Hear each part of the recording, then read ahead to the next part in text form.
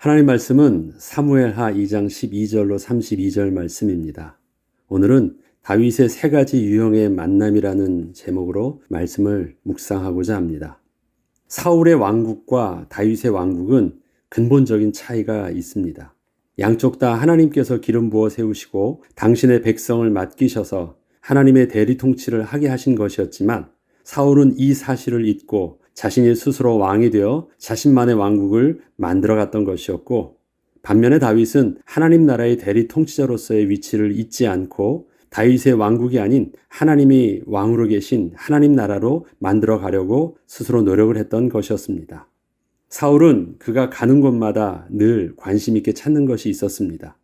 그것은 자신의 왕국을 든든히 할 수 있던 용감하고 힘 있는 사람들을 찾는 것이었습니다. 사울은 자신의 마음에 꼭 드는 신하와 부하들을 그가 왕으로 있는 동안 가득 채웠습니다. 저들은 사울이 자기의 마음에 합한 사람들로 뽑은 부하들이었기에 사울이 원하는 대로 그렇게 잘 순종하고 따르는 사람들이었습니다. 그러나 그 나라는 사울이 원하는 만큼 굳건하게 서지는 못했습니다. 그러나 다윗과 함께한 사람들은 다윗이 자신의 목적을 이루기 위해서 의도적으로 찾아서 만난 사람들이 아니었습니다. 저들은 각자의 다양한 형편과 이유 그리고 목적 때문에 다윗에게 스스로 몰려든 사람들이 대부분이었기 때문이었습니다. 몰려든 사람들 중에는 누구보다도 다윗을 이해하고 다윗과 함께하며 다윗에게는 참으로 도움이 되는 귀한 사람도 있었지만, 다윗에게 도움이 되는 것은 고사하고 다윗이 일방적으로 보호하고 도와주어야 할 사람도 많이 있었습니다. 또한 다윗과 신앙이 맞지 않았지만 자신의 원하는 목표를 이루기 위해서 다윗과 함께한 사람들도 있었습니다. 저들은 다윗이 왕이 되기까지 인간적으로는 정말 없어서는 안 될 만큼 많은 도움을 주었음에도 불구하고 영적으로는 다윗에게 뽑을 수 없는 가시와 같이 다윗을 힘들게 한 사람이 되기도 했습니다. 이처럼 다윗을 따르던 사람들은 다양한 동기와 배경을 가지고 있었기 때문에 다윗이 저들과 함께하며 저들을 이끌기 위해서는 참으로 많은 인내와 지혜가 필요했습니다. 그런데 중요한 것은 하나님께서는 다윗에게 이러한 다양한 계층의 사람들과 처음부터 함께하게 하셨고 저들 속에서 다윗에게 주셨던 그 왕적 권세를 감당하게 하신 것입니다. 하나님 나라의 모델을 하나님 마음에 합한 사람, 다윗, 그러면 다음 다윗 마음에 합한 사람으로 딱 뽑으면 얼마나 멋지게 하나님 나라의 모델을 이룰 수 있을 것 같아요. 그런데 하나님 그렇게 하지 아니하고 전혀 맞지 않은 굉장히 다양한 사람들을 대상으로 그들을 통하여 하나님 나라의 모델을 이루어 가려고 하셨던 것입니다.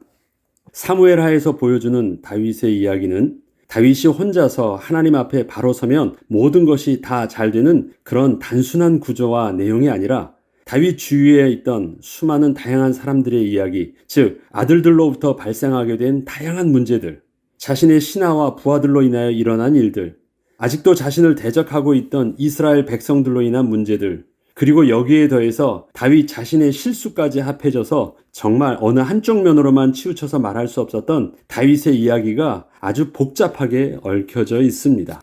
다윗은 이러한 주위의 사람들과 함께하면서 저들을 통하여서 많은 도움을 받기도 하였지만, 다른 한편으로는 다윗에게 큰 어려움과 고통들이 되기도 했었기에 저들과의 관계를 정리하고 싶었지만 그렇게 쉽게 결정할 수 없는 특별한 관계적 배경과 정치적 상황 속에서 그저 가슴으로 품으며 함께할 수밖에 없었습니다. 그 중에 오늘 본문에서 제일 먼저 다루는 내용이 바로 아브넬, 그리고 수르야의 아들 요압, 아비새와 아사엘과 다윗과의 이야기가 나오는데, 이러한 사람들과 다윗과의 관계는 다윗에게는 가장 큰 딜레마를 가지고 있던 관계였습니다. 아브넬은 우선 이스라엘 왕 이스보셋을 따르는 군대의 장관이었습니다. 요압은 유다 왕 다윗을 따르는 군대의 장관이었습니다. 이 두 군대 장관들은 이스보셋과 다윗에게 없어서는 안 될 만큼 중요한 부하들이었습니다. 저들의 뛰어난 실력과 그 용맹함은 각 진영을 대표할 만큼 대단하였습니다. 그런데 이들은 양쪽 다 하나님께서 원하시는 하나님 나라의 모습을 전혀 알지 못하는 자들이었습니다. 저들은 이스라엘의 왕은 하나님의 주권 속에서 기름 부음 받은 자가 되어야 한다는 의미가 무엇인지 전혀 알지 못하는 자들이었습니다. 그저 자기들의 욕심을 위해서 한쪽은 이스보셋을 택한 것이고 한쪽은 다윗을 택했을 뿐입니다. 그런데 힘은 그들이 손에 쥐고 있었던 것입니다. 다윗은 저들과 그렇지만 정치적인 타협이 필요한 관계였고 반드시 도움을 받아야만 하기도 했습니다. 아브넬은 이스라엘의 군대 장관으로서 사울이 죽었을 때 그것으로 사울의 시대를 끝내지 않고 자신의 안위를 위해 지도자로서는 아무런 자질이 없던 사울의 아들 이스보셋을 자기 앞에 왕으로 세워두고 그 밑에서 실질적인 권력을 행사하였습니다. 아브넬은 군대 장관으로서 이스라엘의 실질적인 힘을 가지고 있었기에 다윗이 아브넬과 타협하지 않으면 이스라엘과의 싸움은 마치 남과 북한의 전쟁처럼 수많은 백성들이 희생을 당할 수밖에 없었습니다. 그리고 유다의 군대 장관이었던 요압은 아브넬과의 조금 입장이 다르긴 하였지만 다윗의 밑에서 충성스럽게 다윗을 섬기며 다윗을 위하여 싸우면서도 신앙적으로는 하나님의 주권 밑에서 다윗의 통치 이념에 온전히 순종하지는 않았었기에 만약에 자신이 원하는 어떠한 결정적 순간이 오면 다윗의 뜻과는 상관없이 자신이 원하는 바대로 그냥 밀고 나갔습니다.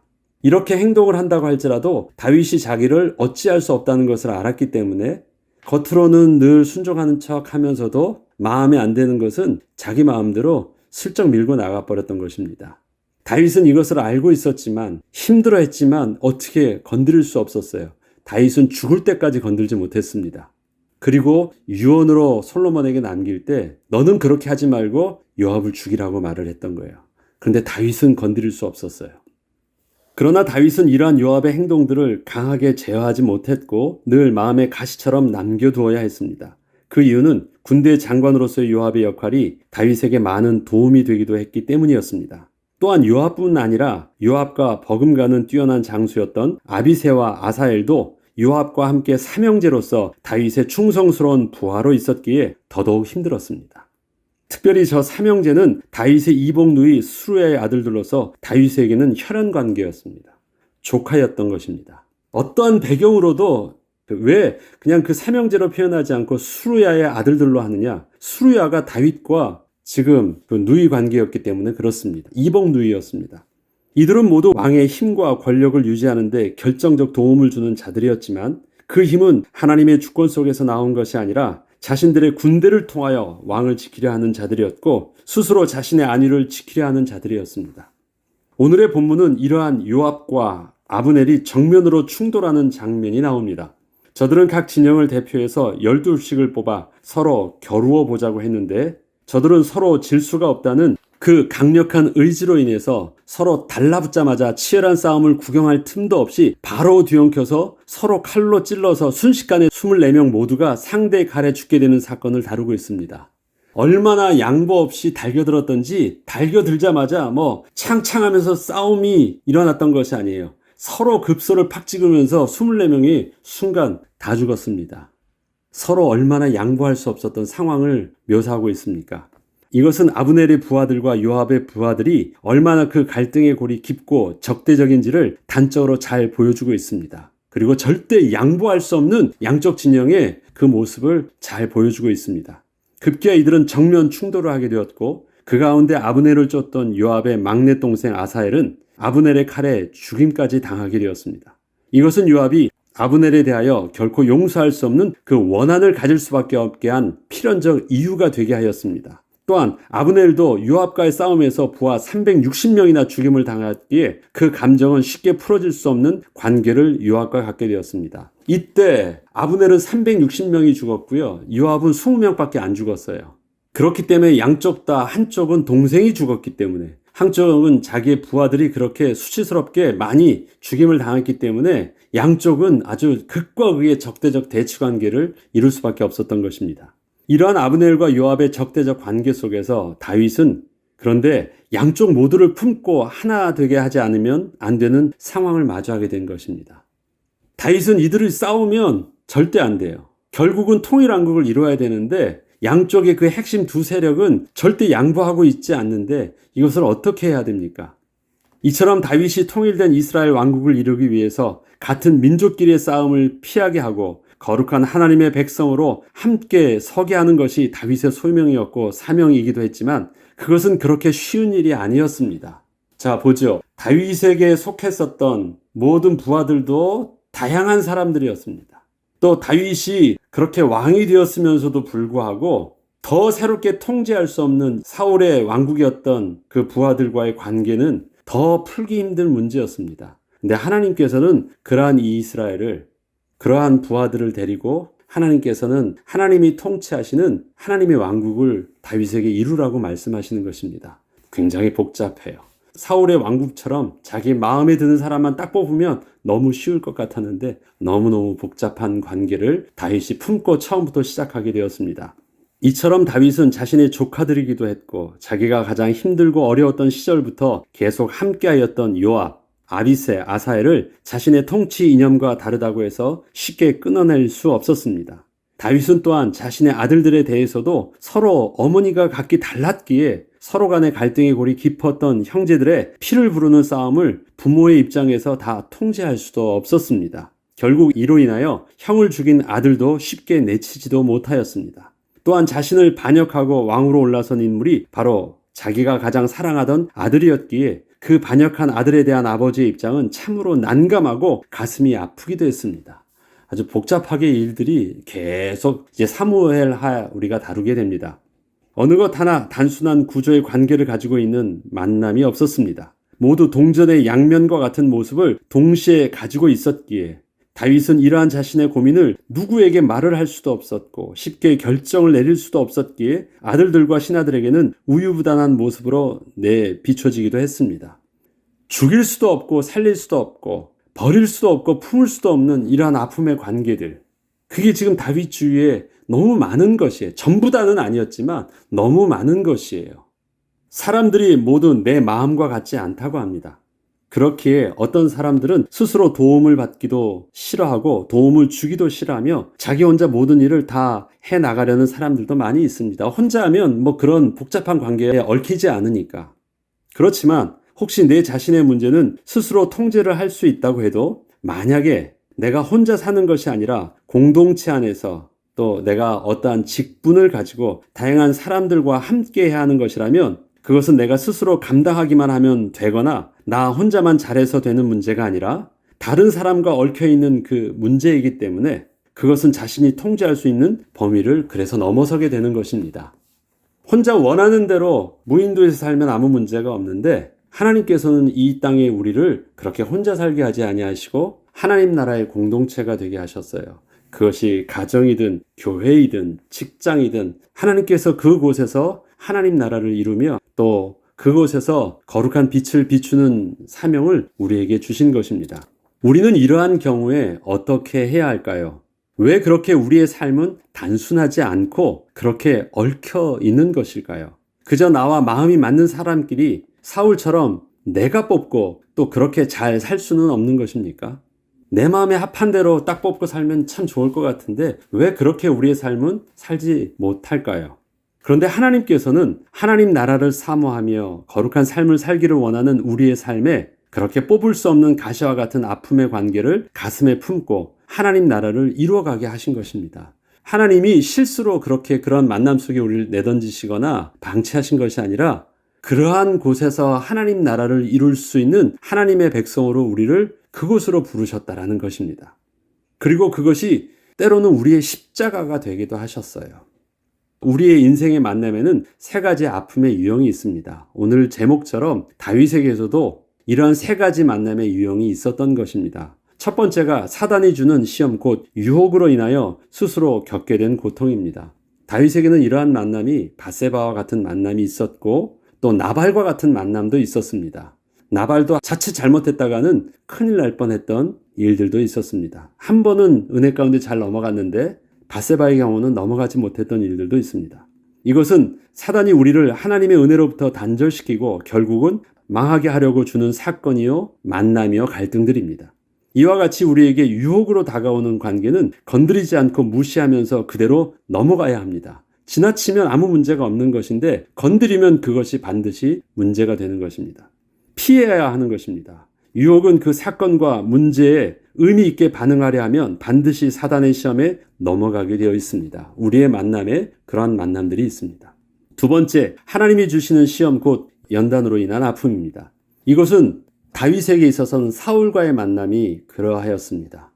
연단은 어느 기간만 지나면 그 연단은 없어집니다. 하나님의 연단의 기간이 지나면 없어집니다. 그러나 그 연단은 피해서 될 일들이 아니고 부정해서 될 일들이 아니라 우리를 더욱더 강건케 하시며 연단케 하시는 하나님의 은혜의 섭리이기에 그 관계를 피하려 하지 않고 적극적으로 감당하려 할 때 결국은 우리의 믿음을 한층 더 성장케 하여 주시는 만남이 되게 하여 주십니다.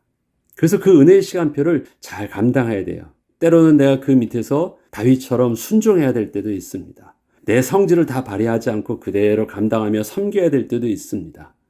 그렇지만 이것은 감당할 때 하나님이 주신 그 은혜들이 있습니다. 다윗이 왕으로 있어서 그 복잡한 관계를 감당할 수 있었던 그 영적인 비밀과 그 힘들은 사실은 사울과의 만남 속에서 하나님이 주셨던 그 은혜의 연단을 잘 감당했기 때문에 그렇게 준비될 수 있었던 것입니다. 마지막으로 세 번째는 십자가와 같은 관계에서 오는 아픔입니다. 십자가는 피할 수 있는 것도 아니고 온전히 감당하고 나면 없어지는 것도 아닙니다. 두 가지는 다 일시적인 것들이에요. 무시하면 넘어갈 수 있는 것입니다. 연단도 아픔이 있지만 제한적인 것이고 넘어가면서 그것은 새로운 하나님의 회복의 기쁨을 누리기도 합니다. 근데 십자가는 그렇지가 않아요. 끝까지 가요. 다윗에게 있어서 요압도 죽을 때까지 끝까지 갔습니다. 어떻게 피할 수 없었어요. 아들들도 마찬가지였습니다. 어떻게 피할 수 없어졌습니다. 그저 짊어지고 가야 하는 것입니다. 이 십자가는 바울처럼 자기 몸에 가시와 같은 육신에 치유되지 않은 질병일 수도 있고 끊을 수 없는 인간 관계일 수도 있으며 떠날 수 없는 우리의 삶의 현실일 수도 있습니다. 다른 사람과 다른 나만의 특별히 주어지는 삶의 현실일 수도 있습니다. 그렇다고 해서 이 십자가는 현실의 삶에 순응하라는 것을 의미하는 것은 아닙니다.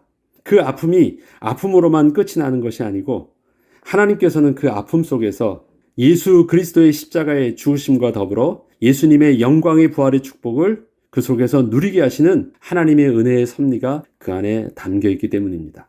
다윗의 삶에는 바세바와 같은 분명히 시험에 넘어간 만남이 있었습니다.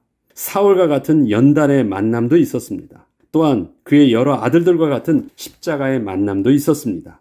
이러한 다양한 관계와 만남 속에서 다윗은 비록 때로는 부끄러운 실수도 범한 어리석고 연약한 모습도 보였지만 하나님이 부르시는 그날까지 여전히 하나님 앞에 서기를 멈추지 않으므로 계속해서 하나님의 사람으로 변화되어 갔습니다. 그리고 하나님께서는 마침내 다윗의 인생을 가장 존귀한 인생으로 마무리하게 하여 주셨습니다. 우리는 오늘도 어느 것 하나로 단순하게 규정할 수 없는 삶의 다양한 관계 속에서 살고 있습니다. 스스로 정확하게 구분할 수 없는 우리의 미련함 때문에 때로는 우리에게 다가온 만남과 그 관계를 어리석게 대처해서 많은 아픔이 되기도 하지만 하나님께서는 이러한 우리의 연약함들을 잘 알고 계십니다. 그리고 이해하십니다. 때문에 그 미련하고 연약한 모습을 홀로 방치하지 말고 오늘도 혹시 실패한 그 순간에도 우리와 성령으로 함께 하시는 하나님과 동행함으로 늘 감당해 나가라고 하십니다. 다윗은 실수했을 때 여전히 다시 하나님 앞에 또 나갈 수 있었습니다. 근데 그 나갔을 때 언제 나갔을까요? 어느덧 깨달았을 때가 아닙니다. 그는 늘 깨닫지 못했습니다. 그런데 그에게 하나님의 음성이 들려질 때 그것을 들을 수 있었던 은혜 가운데 다시 돌이킬 수 있었습니다. 스스로 돌이킨 것이 아닙니다. 하나님의 음성에 그렇게 영적으로 반응할 수 있는 은혜가 있었기 때문입니다. 다윗의 삶이 실수를 하지 않은 삶이 아니라 그 실수 속에서도 다시 하나님의 음성에 세밀하게 반응할 수 있었던 성령의 민감한 은혜의 삶이었기에 끝까지 하나님의 인도함을 받을 수 있었던 것처럼 우리의 삶도 하나님의 음성에 민감하게 반응할 수 있는 은혜가 있기를 기도합니다. 다윗의 주위에는 늘 하나님의 사람들이 있었습니다. 하나님의 사람들이 있었다는 것은 다윗의 주위에는 하나님의 말씀을 들을 수 있는 영적인 배경들을 늘 가지고 있었다라는 것입니다. 사람이든 현장이든 그것이 아내였든 간에 선지자였든 간에 아니면 그 앞에 세웠던 훌륭한 선지자였던 간에 아니면 시골에서 이름도 없던 선지자였던 간에 그는 늘 하나님 앞에서 하나님의 음성에 민감하게 반응할 수 있는 영적인 배경을 놓치지 않았습니다. 그렇기 때문에 그가 때로는 실패했을지라도 다시 극복할 수 있는 은혜를 누렸던 것입니다. 저와 여러분들의 삶이 그렇습니다. 우린 늘 미련해서 복잡한 다양한 관계 속에서 요것은 시험이구나. 이건 그냥 지나가면 되지. 그렇게 쉽게 딱 판단하고 우리가 규정하면서 행동하지 못할 때가 많습니다. 연단을 시험처럼 피하려고 할 때도 있고 시험을 연단처럼 막 들이받으려다가 넘어갈 수도 있으며 십자가를 하나님의 은혜로 성령으로 이기려고 하지 아니하고 몸부림치는 수도 있습니다. 그게 우리의 연약함이에요. 그럼에도 불구하고 그러한 모습 속에서 하나님은 우리를 하나님의 말씀 속에서 결국은 하나님의 사람으로 변화시켜 나가게 하십니다. 다윗은 그 은혜를 누렸습니다. 죽기까지 실수한 것들이 있습니다. 다윗의 죽기 전의 인구조사 실수였습니다. 다윗이 죽기 전에 했었던 많은 부분들이 실수한 부분들도 많이 나옵니다. 그렇지만 다윗의 삶을 하나님께서는 존귀한 자의 삶으로 마무리하게 하셨고 그 총명을 흐리지 않게 하여 주셨습니다. 왜 그랬을까요? 그의 삶 속에 늘 하나님 앞에서 몸부림치는 은혜의 모습이 멈춰지지 않았기 때문에 그렇습니다. 저와 여러분에게서도 그 은혜 가운데 성령의 인도함을 주님 부르시는 그날까지 잘 받을 수 있는 영적 비밀이 멈추지 않기를 주의 이름으로 축복합니다. 기도하겠습니다. 하나님 아버지 참 감사합니다. 우리의 삶에 하나님이 주시는 은혜가 있습니다. 끝까지 우리는 나의 모습을 잘 관리해서 승리한 것이 아니라 비록 연약하여 넘어질 때도 하나님의 인도하심에 겸손히 순종하고 다시 회복하고 회개할 수 있는 은혜의 비밀들을 누릴 수 있었기 때문에 다윗이 그렇게 온전히 설 수 있었던 것처럼 우리의 모습도 날마다 하나님 앞에서 우리의 모습을 수정하며 회개하며 늘 주님 앞에 서기를 멈추지 않기를 소원합니다. 그 가운데 마침내 하나님의 거룩한 사람으로 변화된 모습으로 주님 앞에 나아가기를 원합니다. 오늘도 주의 말씀이 우리를 그렇게 인도하여 주시고 우리를 그렇게 회복시켜 주옵소서. 감사드리며 우리 주 예수 그리스도 이름으로 기도합니다. 아멘.